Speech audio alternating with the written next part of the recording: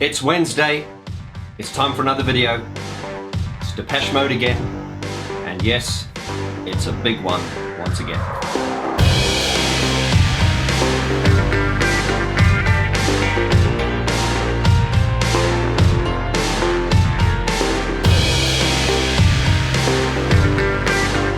Hi guys, and welcome once again to Piano and Keyboard Artist, where we discuss the artists related to pianos, keyboards and synthesizers. And continuing with my Depeche Mode album review series, yes, it's the most in-depth Depeche Mode album review series ever conducted by an individual YouTuber, so I'm told. And today, it's Music for the Masses, Part 1.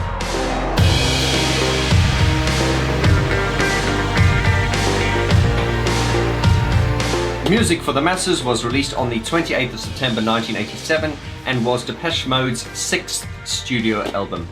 This was produced by Depeche Mode and Dave BASCOMBE. Now, some of the word in the street and rumors are that apparently Dave BASCOMBE was not a producer on this, he was more of an engineer.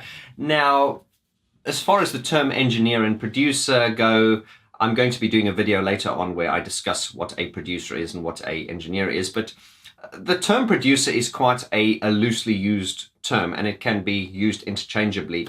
So some people have said that Dave BASCOMBE was, as I say, more of an engineer, and it was apparently Alan that really produced this, as far as, you know, Alan and Martin really, so far as, you know, the musical ideas and everything. And so I really am not sure about that, but you'll be pleased to know, guys, if you're a regular subscriber to this channel, I'm actually going to interview Mr. Dave BASCOMBE himself.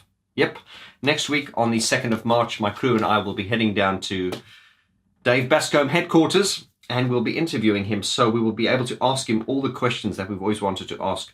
Now, there's going to be a lot of information at the end of this video, guys, regarding that interview with Dave BASCOMBE, so I would urge you to stick around, grab your favorite brew, drink, and let's jump right into this.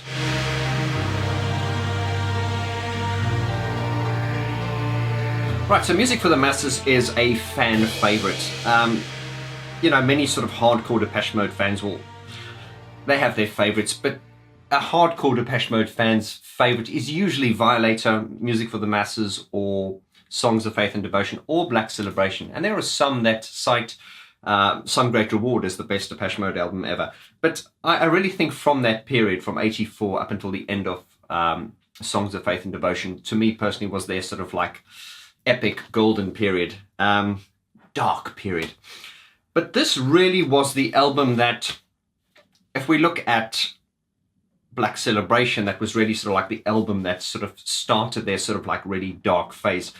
This was the album that really sort of cemented their success, especially in America, you know, with the momentous Music for the Masses, tour for the Masses, you know, climaxing on the 101. Dun, dun, dun, dun, dun. But this was an epic album, and I don't know anyone who dislikes this album. As I say, fans usually have their preference as to which is the best Depeche Mode album. And on my Facebook group as well, you know, we get into some heated debates, but what I always find so fascinating about the Depeche Mode catalogue is how vast and varied it is. And you have to, I've said this before, you know, even though I'm sort of critical of their later work, Depeche Mode, I do give them 100% respect for the fact that they always, with every album, there's a conscious effort to make each album different to the previous one. You know, they don't repeat the formula. I mean, they always sound like Depeche Mode, of course, but they do always, you know, go out to make each album sonically and as different as possible to the previous one. So they're not repeating themselves, and I do give them great respect for that. But onto this Music for the Masses. Now, this is where the album reviews series just get really exciting and very long and drawn out, because we want to go into a lot of detail. Now, in this first episode, which is part 1, I'm going to talk about the sound, the overall sort of general sound of Music for the Masses, and then I want to discuss the vocals, you know, Dave and Martin's vocals on this. As I say, do stick around to the end of this video where I will be giving away information how you can win one of these 3 copies of Music for the Masses. Now, each of these copies will be signed by Mr. Dave BASCOMBE himself when I interview him, and one of you 3 one of you lucky 3 subscribers will win one of those. So at the end of the video, I'm going to be giving you the details on how you can take part in that competition.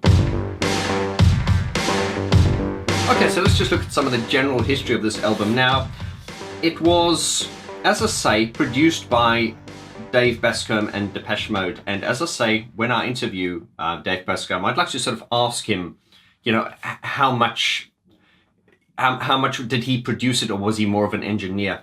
And of course, once again, bearing in mind that the term producer and engineer can sometimes be the same person, and those terms can be sometimes used interchangeably. But we'll address that when we interview him next week. Right, so this album was recorded in Gela-Metel, Paris, excuse my French, and mixed at Puck Studios in Denmark. It was produced by Depeche Mode and Dave Bascombe, and engineered by Dave Bascombe as well. It doesn't actually say who mixed this. I'd love to hear from you, and we'll ask Dave Bascombe. I'm sure the actual final mixdown, it was probably, I get the feeling it was probably Martin and Alan and Dave Bascombe who did the final mix. But yeah, produced by Depeche Mode and Dave Bascombe and engineered by Dave Bascombe. Now, I think Dave Bascombe did a fabulous job on this record. This was a time where all the pieces came together and everything was just almost like at the right place at the right time. But we're going to get into the sound of the record in a moment. Interestingly, the artwork on this was done by Martin Atkins. Now, if you've been following my Depeche Mode album review series, you will know that Brian Griffin did all the album's sleeves from Speak and Spell up to Black Celebration. And do watch the video of Black Celebration in the description below. Watch them all. And you will see on the last interview I had with Brian Griffin, Brian did talk about how the atmosphere became quite claustrophobic and a little bit dark and a little bit tense and edgy, because at the time of Black Celebration, it was almost like it wasn't fun anymore, because it had all become very serious, you know, because Depeche Mode were potentially now a huge international band, and you know, the stakes were a lot higher. So I think things were not as free flowing, and I think things were very calculated and very thought out. And as Brian will explain on that Black Celebration artwork series in which I interviewed him, he will talk about how I think things turned a little bit sour. And, you know, obviously, I don't think it was anything sinister that Depeche Mode decided not to use Brian Griffin from this point onwards. But I think it was just them. Depeche Mode probably just wanted to try a new approach, because, you know, they'd used Brian Griffin for every single album cover, you know, from Speak and Spell up to Black Celebration. So they probably wanted to change it. And indeed, they probably wanted to change producers as well. That, you know, they'd used Daniel Miller from the beginning. And then for the 3 albums preceding this, they had used Gareth Jones. And, you know, Daniel Miller was always in the studio in some form or another. But I think, as hearsay or as legend has it, Daniel Miller does talk about how, you know, I think particularly at the end of Black Celebration, it became really claustrophobic, because let's remember, if we go back to Black Celebration, how they produced Black Celebration. They had this theory or this formula where they wanted to really live the album. And I think, what was it, a 3-month period where they would go into the studio each and every single day, and they sort of committed to a period of, they would be in the studio every single day from 10 in the morning until, you know, 8 o'clock at night or whatever it was, from the beginning right through to the end mix. And of course, you know, as human beings, put us in a claustrophobic environment where we're all together at the same time. We get under each other's feet and we get annoyed with each other. So I do think it was a little bit claustrophobic, and I think certainly by the end of the Black Celebration album, you know, I think Gareth Jones was kind of like, okay, I've had enough of this now. And but coming back to that formula of you know, intensely working 3 months in a row, I believe it was 3 months, you know, without a break every single day, I believe that a lot of that angst and that annoyance and intensity that you would naturally feel if you're surrounded by people like that all the time, I believe that all imprinted itself onto the Black Celebration album and gave it that real sort of claustrophobic sound. So that was probably, you know, Depeche Mode always deciding to consciously make every record different to the previous one. They probably thought, okay, now New approach. Let's not use Brian this time. Let's use Martin Atkins. And Martin Atkins was actually he was involved with actually the sleeve designs from the very beginning. And I believe there was a little bit of, I don't want to say friction between Brian Griffin and Martin Atkins. I don't believe that, but I don't want to speak on behalf of them. I don't want to start any blasphemous rumors. But yeah, check out that Black Celebration review where Brian Griffin kind of talks in his own words how he felt, you know, the Black Celebration period kind of got a bit contrived and not as fun as it used to be. So Depeche Mode, for whatever their reasons, as I say, I cannot talk on behalf of them. They decided, okay, we're going to do a new album. Let's give Gareth Jones a break. And as the documentary said, sometimes you need new jokes. And they got Dave Bascombe on board. Now, I believe it was Dave Vaughn. I believe it was his choice to go for, Dave Bascombe, because Dave Bascombe had just produced Tears for Fears. So the decision to use Dave Bascombe on this record paid off at the end because, what can I say, this is an outstanding album. And I can't help thinking, and of course people have asked me this as well, you know, people have said, Vaughn, what do you think Music for the Masses would sound like if Daniel Miller or Gareth Jones had produced it? My answer to that is it would still be bloody good. It would be different. Obviously, the songs would be the same, but that's interesting. I suppose in another dimension or another parallel universe, Gareth Jones did produce that album. I'm just getting all weird here, but it would be interesting to see what it would sound like. It would sound very different though, and we're going to get onto that now when we discuss the sound of this record. Right, so let's talk about the sound, the sort of sound and the feel and the sonic properties of this record. Now, I'm going to not talk in completely technical terms. I'm going to just talk in quite, I'm just going to talk how this sounds to me now. I will be using a lot of sort of emotional terms in that, you know, because music is an emotional thing. It's very difficult to sometimes, give the words to a feeling. The sound of this record to me is epic. It's very filmic. It's very vast. It's very open. And also, if you were to, here's a little geeky experiment for you. If you were to take the 3 albums preceding this, Some Great Reward, Black Celebration, and Construction Time Again, take those records, put them listen to them on your system, and then put this one on afterwards at a similar volume. And what I've sort of noticed is I think if we take songs like People Are People, or songs like Stripped, you will notice if played at the same volume as this record, I'm getting completely geeky now, but just hear me out. The speaker cones seem to vibrate more on the Gareth Jones stuff. So stay with me here. This record has a more sort of like, it's almost like the dynamics are more controlled. Now, that's not in a technical term, but it's just if you listen to Never Let Me Down Again, the opening track, it's dum da dum dum da dum da. But if you listen to, let's go back to People Are People, it's like that. You almost get, you can almost feel the air behind it. It's like, it's very difficult for me to explain this, and I'm thinking, what am I putting myself into now by saying this?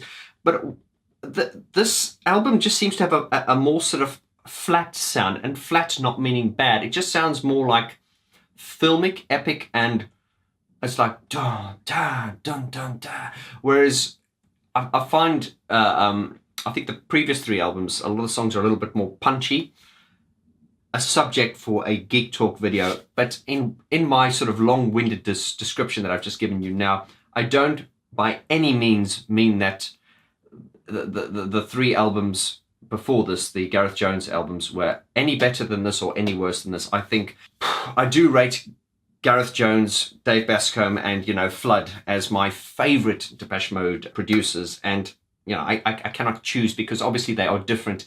If Flood had done this record, it would have been very different. It would have still been bloody good, but it would have been different. And it's fascinating to get into those discussions. But as I'm saying, is this does have a very open sort of epic sound. It's made up of lots of layers, and this record from the start has loads of melody.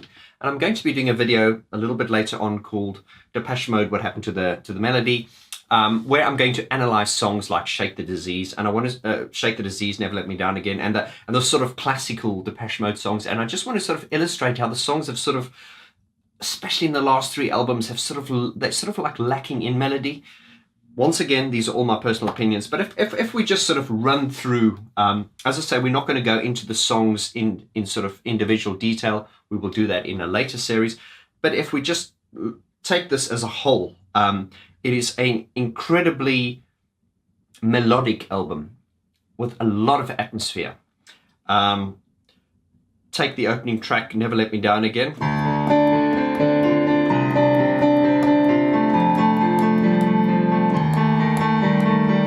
Those typical Martin Gorisms, I call them, those Gorisms, those chords that kind of, subject for another video. Just, here it is. There.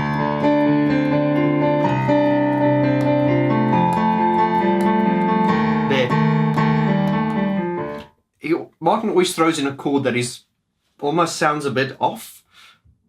But it's not off, because technically speaking, if you look at jazz, there is no such thing as a wrong note. There are only better notes that can be used. Another subject completely. But if we take, what was the next one? I heard it from my friends about the things you said.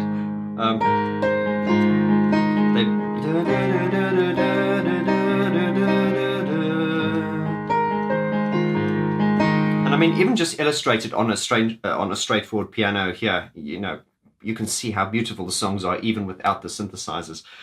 Melody. If I could just come back to Never Let Me Down Again, it's... And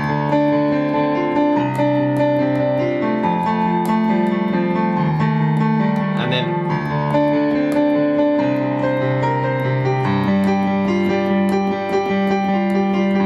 And then we get to the... We're flying high, we're watching the world pass us by.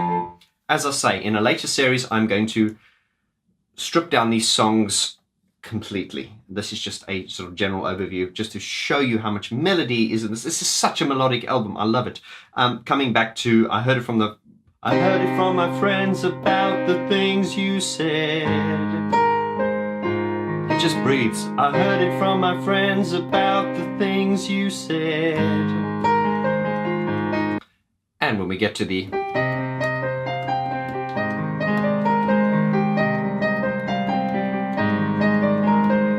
Beautiful. Strange Love.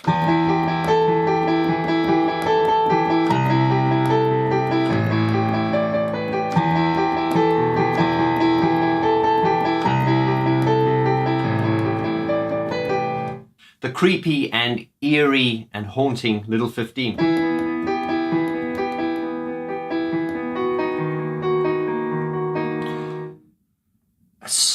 Simple ideas, but executed with classy production. Man, what an album. Behind the Wheel.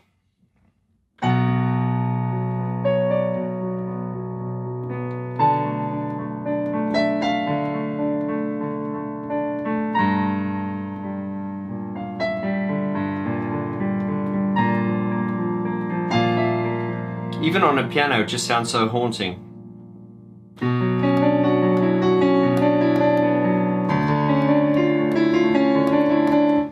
As I say, I can get carried away, absolutely carried away, but we will go into we will break down the albums in detail on a later series. But this album is beautifully melodic from the start right through to the end of the insane Pimpf. I mean, what a track! When I first heard that, it was absolutely mind blowing, and a lot of the ideas in this record, as Alan Wilder said in an interview, build on the theme of sort of starting as Pimpf does. It's got the little piano motive, and it kind of repeats, and then more is added to that. Classic example on that is Behind the Wheel, which is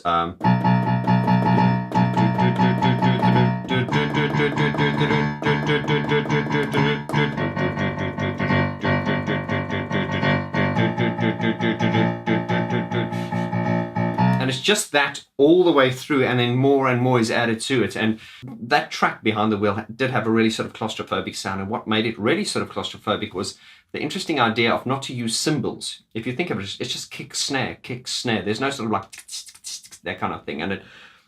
But yeah, that is a subject that we're going to get into when we when we break down the songs in excruciating detail. So the sound of this record, as I say, it's very epic, it's very open, it's very atmospheric, it's very powerful. You can throw in your own words, but as I say, it does have a very different sonic quality to the previous albums, and indeed the next one, which was Violator. Of course it would. And interestingly enough, as we say, Dave Bascombe did this album, and it was interesting how they decided not to use him after that. Now, once again, I cannot comment on that. It was probably nothing sinister, but I cannot imagine Violator without being produced by Flood. I mean, I'm sure Bascombe or Jones would have done, an amazing job, but anyway, let's not go there, shall we? It was actually interesting how Dave Bascombe was only used for one record, but of course, whatever their reasons, that was their reasons, and I don't believe it was anything sinister, as history has it. And in hindsight, I think Depeche Mode have just always been at the right place at the right time, and have been very instinctive and sort of really always made the right decisions.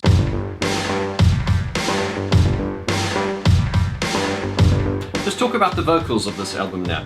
Now, this is the point where I think Dave had really sort of found his sound, and Dave Gone, subject for another video, his voice has changed a lot. If you listen to it, obviously from Speak and Spell up until where he is now, he's really almost like more of a rock singer now, and it is interesting. But this period to me was the real sort of like round sounding Dave Gone, the sort of like baritone round, so it's a round sound. And once again, these are my ways of explaining them. So let's take an example of Dave's vocals in Never Let Me Down Again, which is a great opening track. It's the I'm taking a ride with my best friend. And then he goes, I hope he never lets me down again. When it gets to the chorus, Dave does, it's a very unusual way, for the lead singer to sort of just on the chorus just provide sing it on just one note, and then get the backing singer, which is Martin in this case, to kind of provide all the melody to it. So if we look at when we get to the we're flying high, we're watching the world pass us by, Dave would go the we're flying high, we're watching the world pass us by. On one note, but he kind of bends it. Never want to come down, never want to put my feet back down on the ground. Kind of like that.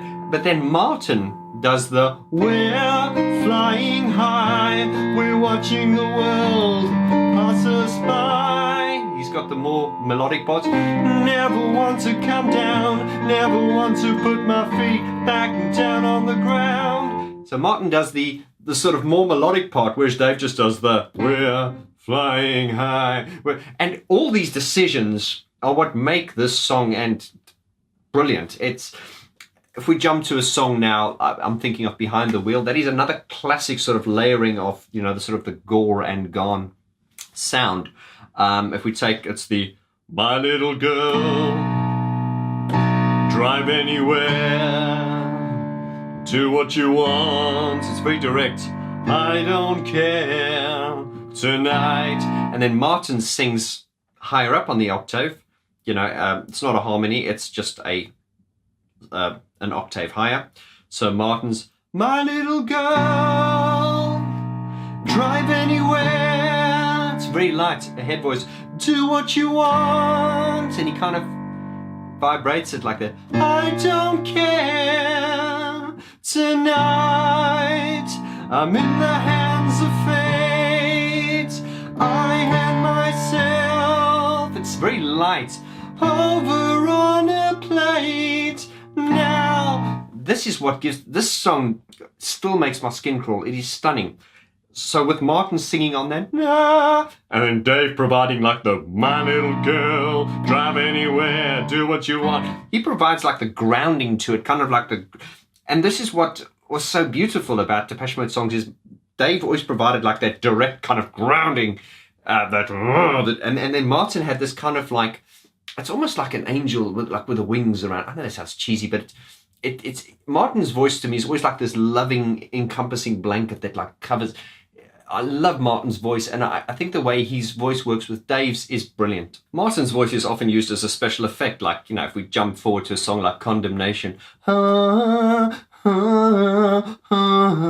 does all that kind of stuff. But jumping to this album, if you listen to I Want You Now, Tomorrow Won't Do, it's got that now we'll ask Dave BASCOMBE about that, because I believe some of the sexual sounds they got from that were from a porn video.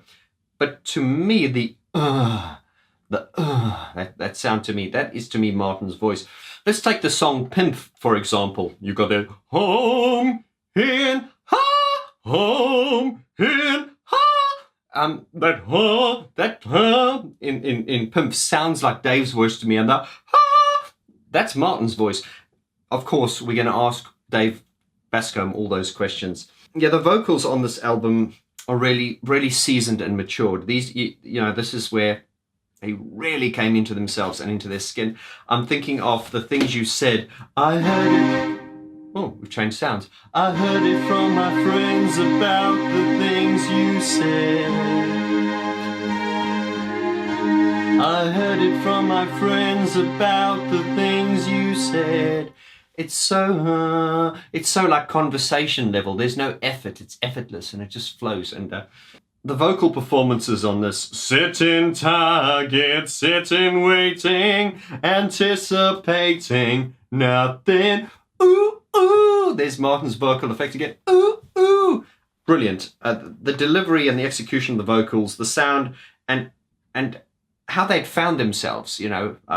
I've got no criticisms with any of the vocal performances in any of the previous albums, but it's just listening to this album, you can just hear that this was almost like the quintessential sort of like Depeche Mode sounding record.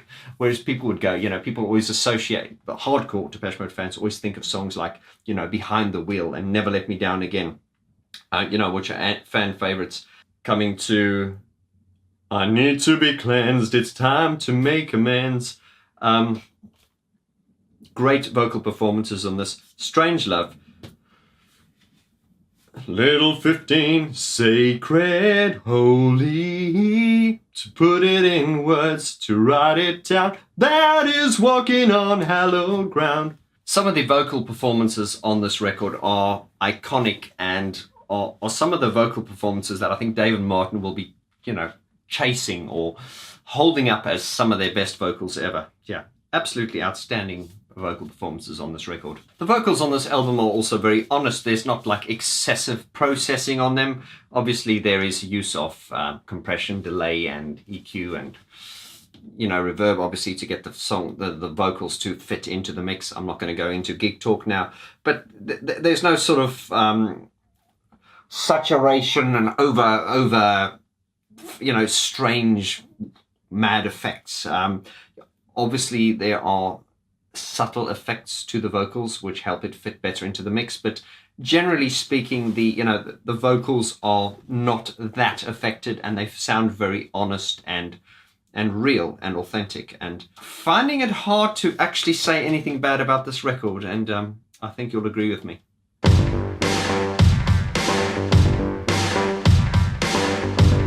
Right guys, and that concludes part one, which is probably a lot longer than I wanted it to be.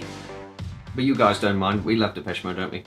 Right, let's do some housekeeping here. So, I am off to see Mr. Dave BASCOMBE next week, and we are going to ask him all the questions we've always wanted to ask him about Depeche Mode. Now, I'd like you to leave in the comments below any questions you would like me to ask Dave BASCOMBE. Now, I'm sure I'm going to get tons of comments, but any questions that you would... What questions have you always wanted to ask Dave BASCOMBE about the record? Now, I'm going to try and ask Dave as many questions as I possibly can. Obviously, some of you have asked me already, can you ask him about Tears for Fears? Now, guys, hopefully later, because I'm going to be doing a Tears for Fears series later. Now, I probably will inadvertently mention Tears for Fears. It'll be hard not to when I'm interviewing Dave, but we cannot go off on a Tears for Fears tangent because there is so much that we can just focus on this album. So really, any questions you would like me to ask Dave Bascombe, put them in the comments below, but questions about this record, because that's really what this interview is all about. And as I say, if he wants to see us at a later stage, I hope he will. We can talk about other things. Having said that, the BBC have just released a documentary. I've not seen it yet, which is all about, Tears for Fears. And I believe that Dave Bascombe was in that. Now, I believe that there, as I said, there is information out there about Dave Bascombe, but not enough to satisfy my needs or your needs as a Depeche Mode fan. And that is why I'm doing this interview, is because there's a lot of information out on, the history of Gareth Jones and his time in Hansa and Depeche Mode, but there is not much about, the making of this record. And that is what I want to fulfill, that the need for that information that there is out there. So any questions you want me to ask Dave Bascombe about this record or Depeche Mode in general, just leave those in the description below. Now also, guys, as you can see, I've got 3 vinyl records here that arrived with me yesterday. Now these are, they're brand new. I'm going to get Dave Bascombe to autograph these with his signature. And then 3 of you will win one of these records. Now, in order to take part in that competition, there is a link below. Click on that link, all the information is there. Now, in order to take part in that competition, guys, all I ask is that you pledge £1 towards this campaign, because I am starting to ask for funding now for these projects, because as you can understand, going out on the road with me and my crew, it costs money, and this is one way you can help me support this channel and help me ensure that it continues. So all I ask is that you pledge £1. Pledge as much as you like, but at least £1, and anyone who pledges £1 or more, your name will be entered into the draw, and you will be eligible to win one of these Music for the Masses albums, which will be signed by Dave Bascombe. Also, if you'll just forgive the self-promotion, as I say, I have to do it just to fund my project, my channel. I've just released my first single in a long time, which is my Vaughn project, and the single My Angel is now available. Links below, so please check that out and let me know what you think. And my Patreon page is up and running now finally, and I would like to thank those of you who have joined, and especially to those of you who joined before it was even launched. I'm so grateful to you. And guys, whether you choose to pledge or not, the fact that you're here watching these videos, I'm so grateful to you. Without you guys, I would not exist, so I'm very grateful to you. So guys, that's your homework. Leave your comments below. What questions would you like me to ask Dave Bascombe about this? And any other things you'd like me to elaborate on the future videos about this Music for the Masses album review? Because as I say, I wanted this video to be 20 minutes long, but it's very difficult for me to cap these videos because I get into flow and I can't stop myself. And it's very difficult to cap them because I think when I'm in flow, I need that information to get out, and I think you guys appreciate that. Guys, once again, thanking you so much. Comments below, join the Vaughn George Facebook group. All the links are in the information below in the description, and I would like to thank you, and I will see you at the Dave Bascombe interview and on the next video. You take care now.